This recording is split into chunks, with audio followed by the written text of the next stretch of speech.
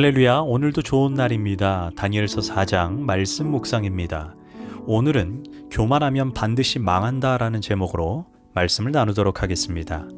오늘 본문은 느부갓네살 왕이 두 번째 꿈을 꾸게 되고 그 꿈으로 인해 마음이 혼란스럽고 번민했다라고 말합니다.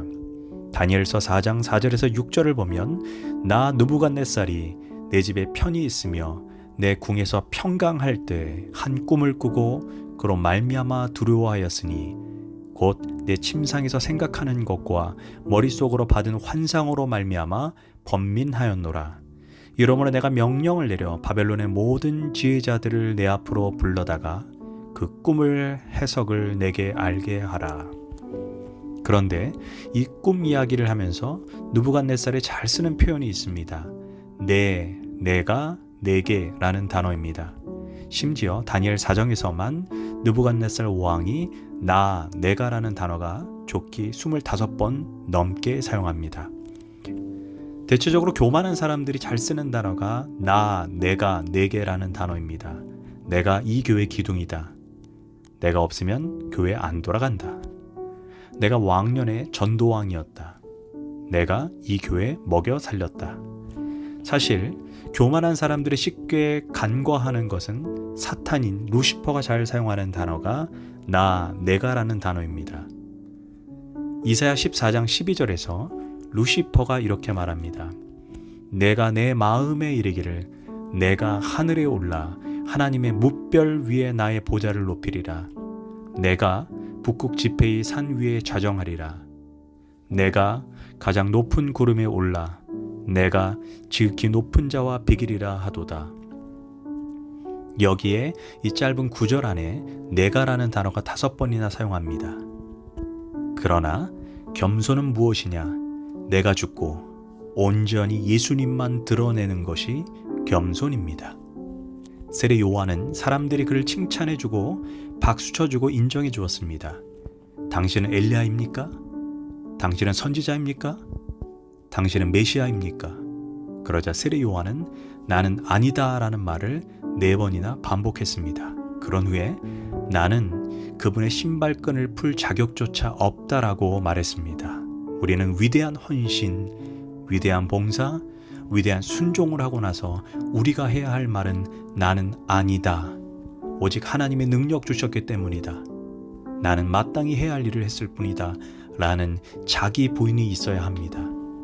자기 부인이 있는 사람은 교회나 주변 사람들이 설령 자신을 인정해 주지 않고 대접해 주지 않아도 섭섭해하지 않습니다. 그들의 목적은 오직 예수님께만 인정받는 것입니다. 우리는 주의 일을 할 때 이 점을 결코 놓쳐서는 안 됩니다. 자, 느부갓네살의 두 번째 꿈은 이러합니다. 나무 한 그루가 있는데 하늘에 닿을 정도로 높고 컸습니다. 얼마나 무성한 나무인지 열매도 잎사귀도 풍성하고 온갖 짐승이 그 나무 그늘에서 쉼을 얻었습니다. 그런데 갑자기 한 거룩한 자가 하늘에서 내려와서 큰 소리로 말하되 이 나무를 베어 버리고 그 열매와 가지를 찢고 짐승들과 새들을 쫓아내라. 그러나 나무의 구루터기와 뿌리는 땅에 그대로 두어라. 그 구루터기로 하늘의 이슬을 적게 하고 땅의 풀밭 가운데서 들짐승과 어울려 지내게 하라. 그러면 그 구루터기의 마음이 변하여 사람의 마음이 아니라 짐승의 마음으로 7배를 보내리라. 다니엘은 그 꿈을 들었을 때 즉각적으로 매우 좋지 않은 꿈이라는 것을 알았습니다. 그래서 며칠을 번민하고 왕에게 이렇게 말을 합니다. 차라리 왕의 대적에게 이 꿈이 일어나기를 원합니다. 여기에 무성한 나무는 바로 느부갓네살 왕입니다. 왕이 다스리는 나라가 그 무성한 나무가 하늘에 닿는 것처럼 왕의 세력은 점점점 강성해질 것입니다. 문제는 그 순간 왕은 교만해질 것입니다. 그때 거룩한 자가 하늘에서 내려와 왕의 권세를 도끼로 나무를 잘라내듯 베어버릴 것입니다.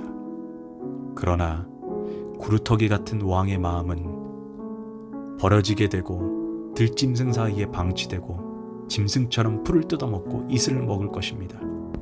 그렇게 7년을 보낸 후에 왕은 정신이 돌아와 자신의 교만을 회개할 것입니다. 비로소 하나님께서 인간들의 모든 나라를 다스리고 오직 그분께서 기뻐하는 사람에게 나라를 맡기신다는 것을 깨달을 것입니다. 그런데 구루터기를 그대로 남겨둔다는 것은 최종 심판 때까지 회개할 기간을 주신다는 것입니다.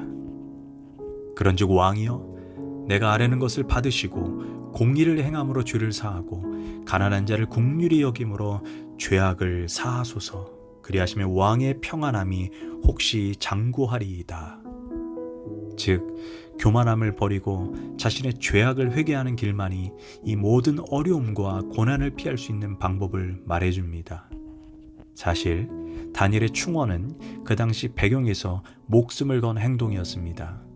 각종 좋은 말로 아첨하는 거짓 술사와 거짓 선지자들 사이에서 다니엘은 증인으로의 역할을 충실히 했습니다. 내가 하나님을 두려워하랴 사람을 두려워하랴 라는 바울의 고백처럼 하나님의 증인으로 살아가는 사람은 자신의 자리를 잃어버린다 해도 하나님의 말씀을 있는 그대로 전해야 합니다. 적어도 설교자가 강단에 서서 하나님의 말씀을 전할 때 다니엘과 같은 마음으로 서야 합니다. 사람을 기쁘게 하고 사람의 눈치를 보고 사람의 인기에 편승해서 축복의 메시지만 전한다면 그는 인기를 얻을 것입니다. 그러나 그때부터 그는 더 이상 하나님의 종이 아니라 사람의 종입니다. 안타까운 것은 이 모든 회개의 경고를 듣고도 느부갓네살은 어리석게 회개하지 않았습니다. 결국 28절에 이런 고백을 하게 됩니다. 이 모든 일이 전부 나 느부갓네살에게 임하였느니라 라고 고백합니다.